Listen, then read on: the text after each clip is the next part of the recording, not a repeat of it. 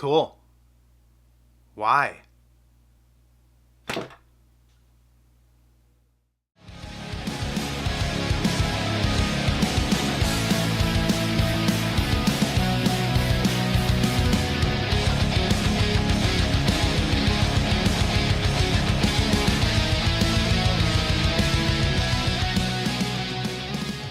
What's up, guys? KS here. Thanks for joining me today, as always.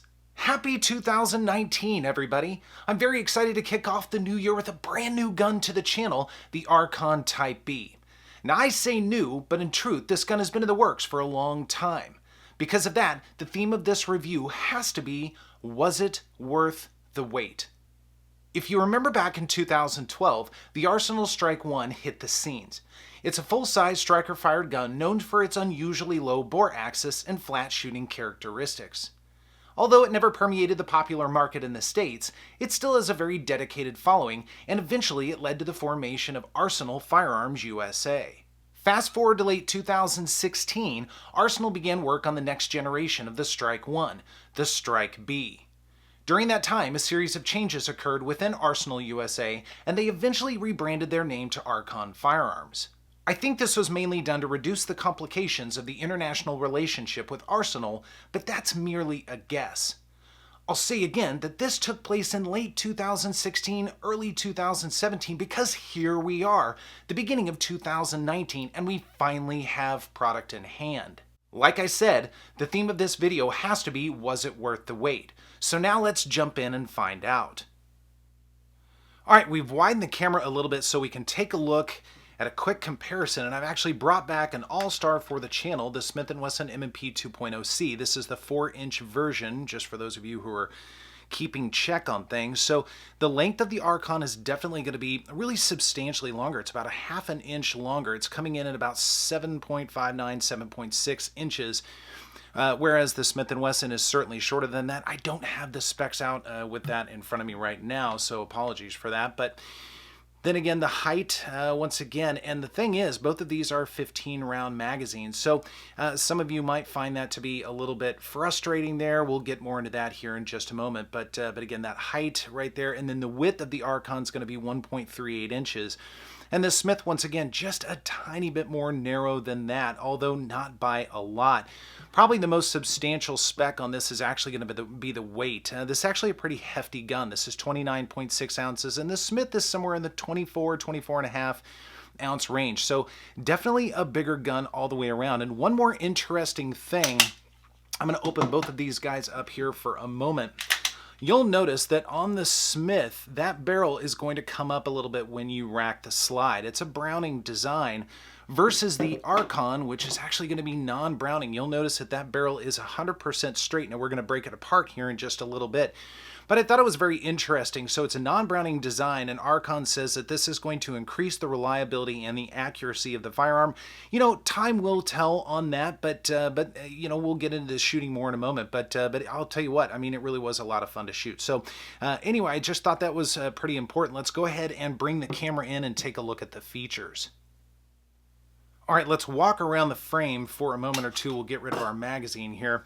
Now, the first thing we always go to is our grip, and the grip on this is really unusual. You guys will notice that there are these little squares that are actually, they're pointed, and it's hard to capture this on film. I can get it up as close as I can, but you'll notice that they're actually angled. In fact, they're angled a couple of different directions, and I find it really fascinating. The first time I picked it up, it was kind of an unusual sensation, I will admit. But after spending a fair amount of time with it now, I find that this is incredibly comfortable. I really do. It's very grippy. It's very nice. However, it's subtle enough that it's not going to beat up your skin or your clothes if you decide to carry this. So it's a great combination there. Now we do have a groove, and it's very reminiscent of like the Glock 19 Gen 5s, the early models 17 and 19 that have that little cutout there. However, you know what? You don't feel this at all. I mean, Archon did it too, but I think they did it a lot better than Glock did. Yes, I'm saying that. I still still love my Glocks, but I really think they do. And now one other thing, and the camera hates when I do this, but there actually is a little bit of a bevel in the mag well as well. It's actually pretty wide open, so it makes magazine insertion just a little bit easier. Now that cutout is going to serve to help pull magazines out or strip them out if you have a malfunction, but there's actually enough material or meat right here, and these are these little grooves on the base plate of the magazine. Stripping a magazine out is not going to be an issue no matter how you do it. So I think Archon really thought this through. Now you'll notice as we move up the grip that we do have a little bit of an undercut here, and it's extremely comfortable. I like the way they did that. However, unusually, and I noticed this not only in pictures, but also with the videos that Honest Outlaw and Coda Boy and Military Arms Channel did, that there's this little bump right here. And I thought when I first saw this, that's going to be the most uncomfortable thing on the planet. But it turns out that when you hold the gun, you don't even feel it. It just kind of disappears in the web of your hand. So I don't know why they did it. I'm sure there's some functional reason, but it actually works out really well. Now, the one thing in my mind that does not work out very well, you'll notice this beaver tail right here. I get why they did it. It's a really low slide. They want to make sure that, to protect people from slide bite, and it definitely does that. But I'll tell you what, it's a wide gun, guys. And so I noticed after about 200 rounds or so at the range that right here, this little corner actually really started to bump my knuckle. No matter how much I gripped the gun or got as high as I could just to try and kind of meet it and keep it kind of solid, it still kept doing it. So I'm not a big fan of that. That's a little bit uncomfortable. However, it's not the end of the world. It's manageable. It's fine. Now we're going to get to the magazine release here in just a moment, but one thing that's really cool about the Archon, it actually comes with 4 magazines. That's fantastic. Now they're 15 rounds, but guys, in all reality, a 15 round magazine and maybe even one backup, that's 30 rounds plus one in the pipe. That's a lot of rounds to take with you. I know people are going to say because of the size of this gun, it should be 17 rounds or 18 rounds or whatever. I totally understand that. However, to me, 15 rounds is just fine. That's not a big deal. And the fact that it comes with 4 is really cool. But in terms of the magazine, it actually serves as a tool as well, because we've got our magazine release button right here. It's not ambidextrous out of the box. However, and this is very strange, keep in mind, I'm taking my magazine, I'm inserting it backwards, and when I put it in, you'll notice that the magazine release button kind of disappears. It actually pops right out of the gun. And that means you can swap it around. It's extremely easy to swap around. However, some people have notated, including Coda Boy, that that could be very problematic. If for some reason you're in a stressful situation and you load your magazine backward, that can pop out. And I totally get that, and I can appreciate that. Now, if this is going to be a range toy or a competition gun or something, it's probably less of a deal. And you know, training, make sure that you've got your magazine the right way. Make sure you can feel the end of a bullet or a round right there, and then you can insert it, and it's not that big of a deal. But again, it's an unusual feature, one that I suppose potentially could be problematic. Now, as we move up, we've got our slide lock slide release. It does serve as both, but again, not ambidextrous out of the box, so something to consider if you're a left-handed shooter. But I found it to work really well at the range. I used it both ways, overhanded rack, and then also using this as a release, and it worked just fine. Now we're going to get to disassembly here in just a moment, but to walk around the rest of the frame, you'll notice there's a little bit more of that grip texture up on the front as a reference, and I love that. I love when guns have that first. I think it's a really cool look. It matches the rest of the grip, including the angle, but it also serves again as a reference point. It's really nice. And then we've got our accessory rail for tiny ninjas, chainsaws, lasers, you name it, whatever toy you want, and a little bit more of that texture on the front of the trigger guard. So in terms of the frame, again, I think they've done a really good job with this. All right, let's go ahead and break this down. You guys will notice, now I haven't really done this before, but I've got a microfiber cloth right here. I got really tired of having to clean up the table after getting a bunch of oil and all that kind of stuff on that. Yeah, I'm a little bit OCD and I can't stand all the extra junk on the table. So we're gonna do it like this. Now, with the Archon, a couple of things. You do need to pull the trigger, and once you do, you're basically ready to go. Now we've got a little button right here, and this is going to be your release button, and it's a little bit different on the other side because it can only go one direction. So we'll see how this works on camera. This one's not quite as easy as perhaps a Glock or something like that, but you do need to pull it back about 1/8 of an inch, and it's very similar to a Glock in that regard. And then we're going to push in on this button, and hopefully I got it pushed in enough. And here's where, again, I'm not going to make it look very good on camera. I promise you, if you don't have have a camera in front of in front of you, it's a lot easier. But that little button is sticking up a little bit. I'm going to keep that slide back, and then I'm going to try and get in there with my fingernail, and actually this is going to work. And then I'll just pull that out. Now it is captive, so it's not going to pop all the way out, so that's okay. But once we do, your slide will just come right off, and it's really nice. So we're going to set the frame aside. We'll come back to that in a moment. But we're going to go ahead and pull the rest of this apart. So we're going to get our guide rod and spring assembly right there, all apart. And then things look a little bit different than they do on other guns. We do have our locking block here, but it works a little differently. We actually just pull out our locking block. We'll set that aside, and now we've got our slide and barrel. And to get the barrel out, we do need to slide it forward a little bit, and then it's going to pop up and pop out. And now we're down to our slide. I'll give you a look at that.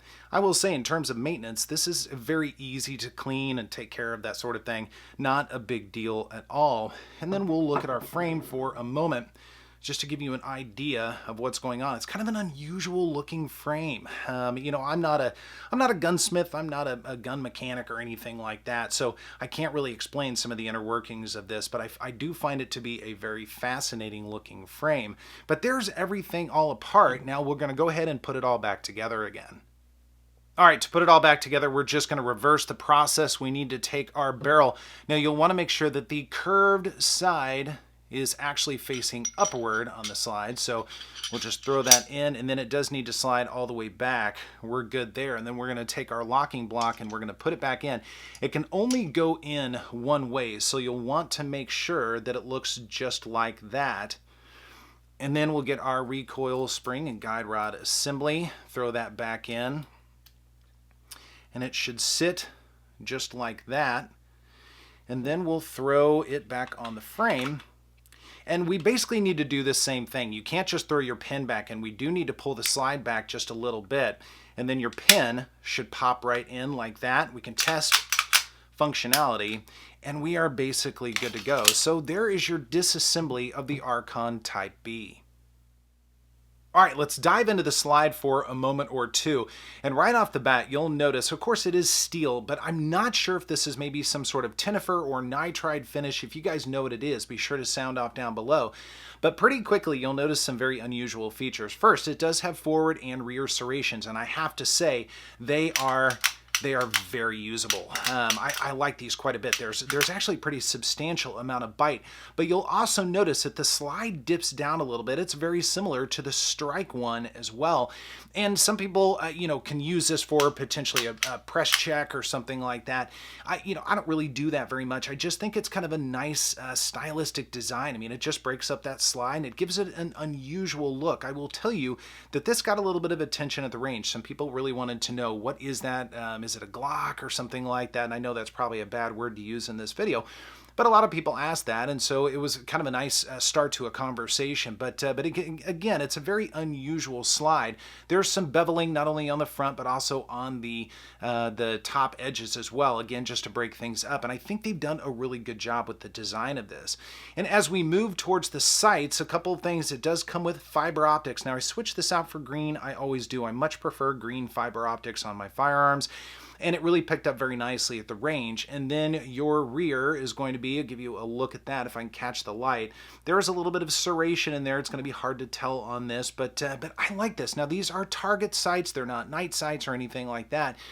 But I think they did a really good job. So in terms of the slide, I think it's a very interesting and different and unique look. And it really is just growing on me pretty much every day.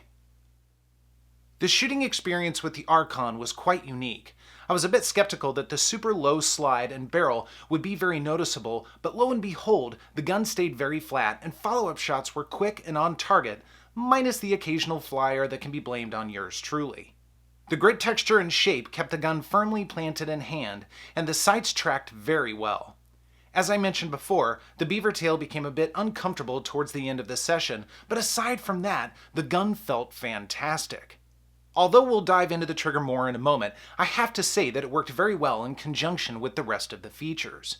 Having 4 magazines made it exceptionally easy to get the filming done, and as I've said before, all guns should come with at least 3, so 4 is a bonus.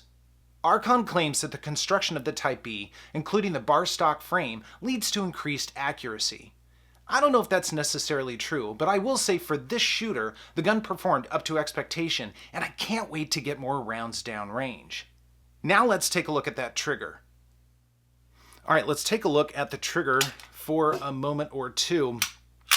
And a couple of things, some people have notated, including Military Arms Channel, that this trigger, because it's either metal or aluminum, it's hard to tell, but they say that it gets really hot while shooting. Now, I put 250 rounds downrange in about 25 minutes or so probably not as many rounds and not as fast as he did, but I did not find this to heat up at all, and I know some other reviewers haven't. So I think it's all about the conditions and how many rounds and how fast and that sort of thing. I mean, it's metal, so it can conduct heat, there's no doubt about it, so it's probably true.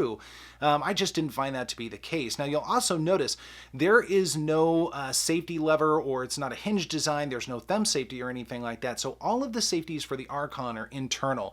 It's got the trigger and firing pin block. It's got the trigger bar disconnect, that sort of thing. But everything is happening inside the gun. So very interesting design. Now, let's take a look at this for a moment or two. The take-up on this is actually really clean. I mean, I feel the spring working without question, but then we get to a nice defined wall, and there's our brake. And gosh, guys, I got to tell you, the brake is very crisp. It's very clean. It's light. It's about 4.5 pounds, a little bit over that, but not by much.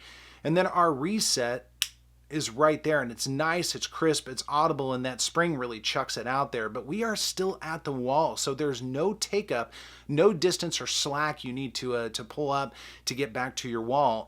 And then your brake again, and then our reset right there, and we're back out to the start. So this may not be the best trigger out of the box compared to some other guns, but I will say it doesn't need any work. It doesn't need any help whatsoever. It certainly can stand on its own, and I've been very impressed. And again, I can't wait to get back to the range to put a few more rounds through it. So guys, what do I think of the Archon Type B overall? Well, I like it, and I like it a lot. There are a lot of features on this that I really appreciate. That grip texture is very unique. It took a little while to get used to, but I think it's fantastic. It's got 4 magazines out of the box, comes with oil, the lock, and a pen in case you need one. A little bit unusual there, but I like all the features that come with it. I love that slide design. It's very unique. It's very unusual, and I can appreciate that. The sights are just fine. They're not night sights or HD, but I like the fiber optics on this. I mean, it makes for a very good target gun, if nothing else. Now, the one thing I do not like is that beaver tail. I think they could have done a better job of sculpting that or making it a little bit more ergonomic, but it all depends on your hand size. So for some other people, they might find this to be incredibly comfortable. So, you know, everybody's a little bit different. Now, the trigger out of the box is fantastic. It's not best in class by any stretch of the imagination, but it is certainly good enough, and it keeps up with some of the other competition out there. So it's a very interesting and unusual firearm, but again, I asked a question in the very beginning, was it worth the wait? Well, yeah, I think it was. Now, I was not one of those people that put money down a year and a half, 2 years ago, whatever it happens to be. So I can't necessarily relate to their experience. They probably have more frustration than I do, but certainly in waiting, 2.5, 3 months from the time that I put my order in for this to come is still pretty, I guess, frustrating a little bit. But the fact is, it's here now, and it's something to enjoy. And I definitely encourage you to seek one of these out and at least give it a try, maybe on a rental range, or if your buddy has one, something like that, because it's an unusual and really fun shooting experience. And it was a flawless runner. I know there were some issues with a couple of the first ones. My buddy Honest Outlaw had all sorts of problems with his, but I think that got sorted out in the end. And I think Archon discovered very quickly what the issue was. So that's been resolved. I don't think it's an issue anymore. So again, a lot to like about this firearm. This is definitely one that's going to be around for a while on the channel. So guys, I'm really excited to hear what you have to say about this. If you've got some experience with the Archon or even the Strike 1, I definitely want to know about that. If you've got any other questions, because inevitably I've left something out, so I want to make sure to answer those questions. So thank you in advance for sounding off down below. Otherwise, thanks so much for joining me, and I will see you next time.